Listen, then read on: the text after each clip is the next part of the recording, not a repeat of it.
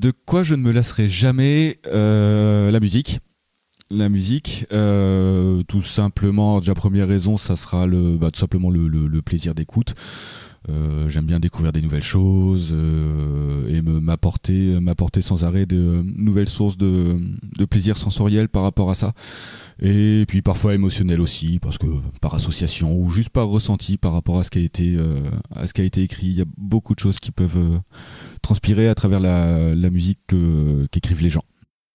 J'en écoute un peu tout le temps. C'est presque un rituel. Les gens qui me connaissent me reconnaîtront bien là-dedans.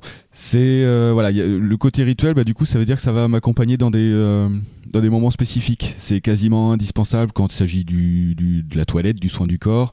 Ça va être quasiment indispensable pour m'accompagner quand je fais la cuisine, pour les trajets, pour le travail, etc. Et pour chacun de ces moments, en fait, je me rends compte qu'il y a ça remplit un rôle. Ou que ça remplit un besoin et qui est à chaque fois différent selon le contexte. Donc c'est pour ça j'ai remarqué qu'il y avait plein d'utilités différentes chez moi de cette écoute de la musique, qui font que mis bout à bout, mis bout à bout, ça accompagne quasiment l'intégralité de mes journées et ouais, j'en écoute beaucoup. Alors du coup, par rapport à ça, c'est que ça me sert par exemple, ça peut me servir comme un baromètre de mes humeurs et justement de ses besoins. Parce que je ne vais pas écouter la même chose selon ce que je vais ressentir ou ce que je vais rechercher.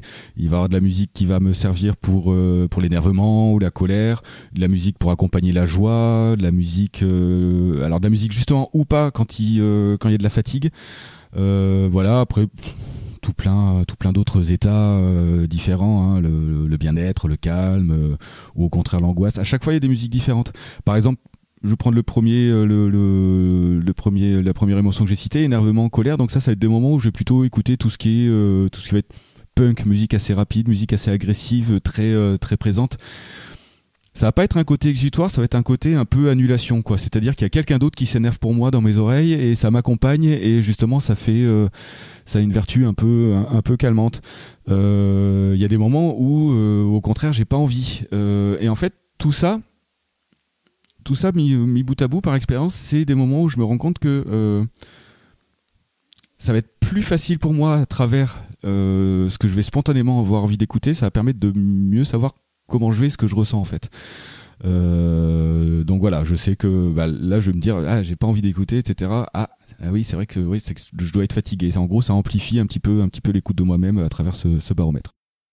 Il peut y avoir un côté totalement ego trip dans ces écoutes qui accompagnent certains moments. C'est que c'est un peu, ça va être un peu bizarre de le dire, mais dans certains moments, ça peut m'arriver de me dire que je me fais une espèce de bande originale de mes journées ou de ma vie ou des trucs comme ça, quoi. Donc j'ai un souvenir un peu précis de ça. C'était il y a quelques mois à mon ancien travail, je débauchais. J'avais un travail dans une zone, dans un type d'environnement que j'avais pas l'habitude de fréquenter. C'était une zone industrielle avec plein de bâtiments dégueulasses, etc. Et je me suis dit tiens, je vais accompagner ça, et je me suis mis un album de rap boom bap bien urbain, etc. pour accompagner le trajet en traversant cette zone. Et il y a un côté presque filmographique en fait dans cet accompagnement. Voilà, le petit côté ego trip, totalement ego trip. J'assume à peu près. Je me construis des souvenirs avec tout ça.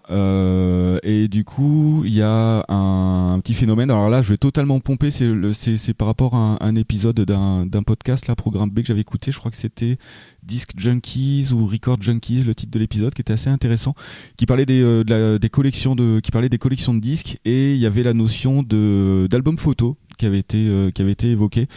Et je trouve que l'analogie fonctionne bien, parce qu'il y a forcément, par rapport à des écoutes à des moments particuliers, là le rapprochement avec l'épisode de Programme B va être direct par les achats de disques, les achats de disques à des moments particuliers. Tout ça, ça va être connecté à des souvenirs personnels. Et même pour des anecdotes qui peuvent être insignifiantes, j'ai encore des petits souvenirs précis d'écoute par rapport à ça. En tant qu'album photo, l'analogie fonctionne, mais il y a un fonctionnement un peu différent. C'est-à-dire que il va y avoir un petit avantage, je trouve, si on peut utiliser le terme avantage, c'est que du coup, ça va être un album très intime, puisqu'on parle un peu d'émotions, de sentiments, de monde intérieur, de pensées, etc. Alors qu'un album photo, ça va être des événements entre guillemets publics, en tout cas partagés, des voyages, des soirées avec d'autres personnes, etc. Et là, c'est un petit peu l'album photo de ce qu'il y a dans ma vie et de comment ma tête gère ça. Donc du coup, je trouve que c'est intéressant, c'est un peu plus c'est un peu plus intime. Après, le fonctionnement différent qui va être un peu pété dans cette notion d'album photo, c'est que il y a pas tellement de transmission possible, à moins de parler de sa collection de disques, à moins de et d'évoquer en parlant les souvenirs associés. C'est-à-dire que une fois que un album photo, il peut être transmis. On voit dans les albums de famille, on a les photos du grand-père, de la grand-mère, des parents quand ils étaient jeunes. Oh mon Dieu, t'avais une moustache, etc. Bref, et ça peut être transmis de façon muette, alors un album photo intime à travers des écoutes de musique et une discographie, je pense que quand la personne disparaît, l'album photo quelque part disparaît aussi avec quoi. Il n'y a pas vraiment de transmission à travers l'objet de cet album. Qu'est-ce que ça m'apprend sur moi, ce fonctionnement globalement? C'est qu'il y a un espèce de rapport entre la force du besoin d'écouter de la musique, qui va être plus ou moins proportionnel à la force du besoin de rester soit connecté à moi-même, soit d'accompagner un instant en le prolongeant, ou au contraire de s'en détacher, de s'en couper. Là, pour ça, je vais avoir un exemple, c'est le travail. C'est très compliqué pour moi dans certaines phases de travail. Je parle de travail salarié, hein, quand on est dans un boulot qui nous plaît moyennement ou pas, et qu'il y a des tâches qui vont nous rebuter un petit peu. Je tiens beaucoup mieux la charge et le fait d'exécuter certaines tâches de mon travail si c'est accompagné de musique. Alors pourquoi ce besoin de coupure? C'est lié à mon approche du travail. C'est pour moi le travail salarié, ça va être tout simplement une contrainte de temps qui va être dédiée à quelqu'un d'autre, et en plus pour des objectifs que je vais pouvoir comprendre mais qui vont pas me parler personnellement. Donc du coup, avec dans une tâche qu'on n'a pas envie de faire, il y a un peu la sensation de se perdre. Et donc du coup, l'écoute de musique rapporter un plaisir sensoriel qui m'est propre, ramener des souvenirs, etc. Ça fait une espèce de compensation. En gros, c'est ok, cette tâche, j'ai pas envie de la faire, je la fais, mais j'existe toujours.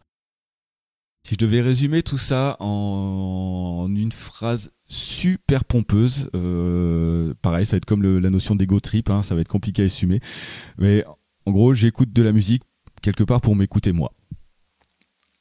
C'est super pompeux, je sais. Tu pourras couper ça au montage. Par pitié. Voilà. Allez, bisous.